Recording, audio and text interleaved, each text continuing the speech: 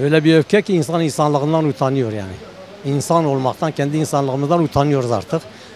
Birbirimizin yüzüne bakmaktan utanıyoruz. Çocuklarımızın yüzüne bakmaktan utanıyoruz.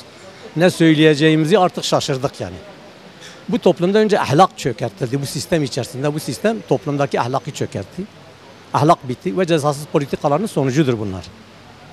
Yani eğer devlet kendi görevini yapsaydı, toplumda bir demokratik ortamları bu kadar kapatmasaydı, toplum bu kadar kapalı bir topluma dönüşmeseydi, bu tür şeyler de karanlıkta kalamazdı. Kimse cesaret edip bunları yapamazdı. Yapılanlar da hepsi cezasızlık politikasıyla üstü kapatılıyor. Bundan önceki Ağrı'da olan olay gibi her tarafta işte Kürt çocukları dedim panzerlerin altında kalarak öldürülüyor. Dolayısıyla bunlar da kapatılıyor. Bölgemizde bugüne kadar zaten binlerce faili meçhul cinayet olmuştur ve bunların da hepsi kapatılmıştır. Halen bunun çocuklarının kemiğini arayan analar halen her cumartesi günü çocuklarının kemiğini bulmak için mücadele ediyor. AKP'li Galip Ansarioğlu ailenin 40 yıllık dostu olduğunu söyledi ve söylenmememiz gereken şeyler var dedi. Bu sizce neyi amaçlıyor? Cinayeti örtmeye mi çalışıyorlar sizce? Şimdi cinayeti örtmek zaten diyor ya cezasızlık politikası sürüyor. Bu tür şeylerde, böyle cinayetlerde, böyle olaylarda dostluk diye bir şey olamaz. Hakikatler önemlidir, gerçekler önemlidir. Çocuklarımızı korumak esas olmalıdır. Çocuklar bizim geleceğimizdir. Bu çocukların başına gelen her şeyden bu toplum sorumludur. Biraz da bu toplum bunları öldürdü. Bu kapalı toplum, ahlakın bittiği bir toplum. Anladın mı? İşsizliktir, yoksulluktur, sefalettir. Toplum öyle bir noktaya getirildi ki artık toplum bir cinnet. Kim getirdi toplumu bu noktaya? Sistem getirmiştir.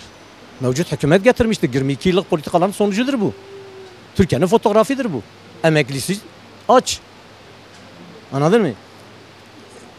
Köylü aç. Hayvancılık yapan aç.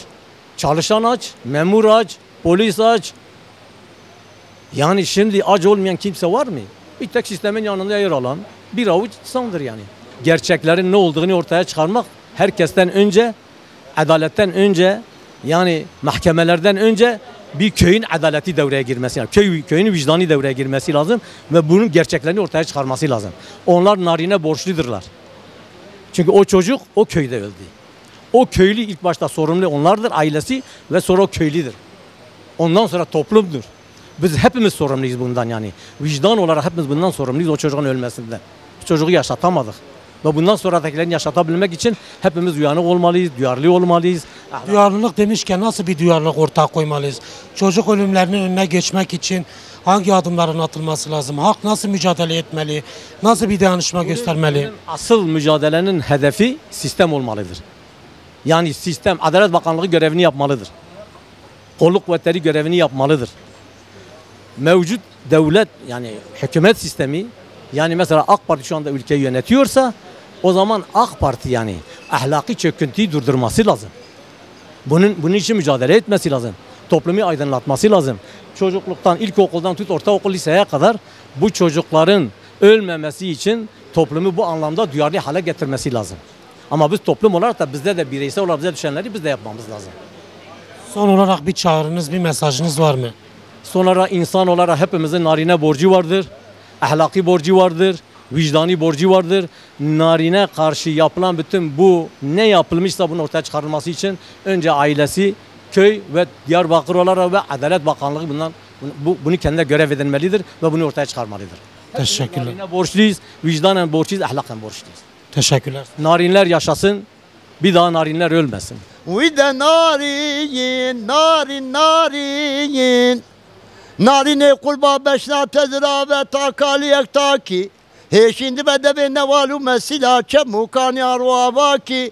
İnşallah tüye cennette baki dahari veri kulbaki. Narin, narin, narin, narin, narine kulba narin, narin.